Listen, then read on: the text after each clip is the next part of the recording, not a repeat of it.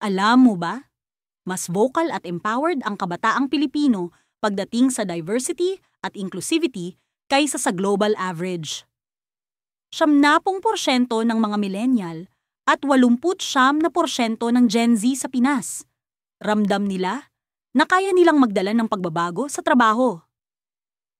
More than 60% tumanggi sa tasks at more than 50% di tumanggap ng trabaho dahil sa paniniwala nila.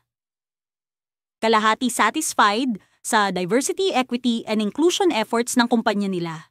Mas mataas kumpara sa ibang bansa. Recognize din ang Gen Z sa pagiging open, nakikinig, nag-celebrate ng differences, at nagpo-promote ng harmony. Gusto mo rin maging alay ng kabataan? Eto mga tips.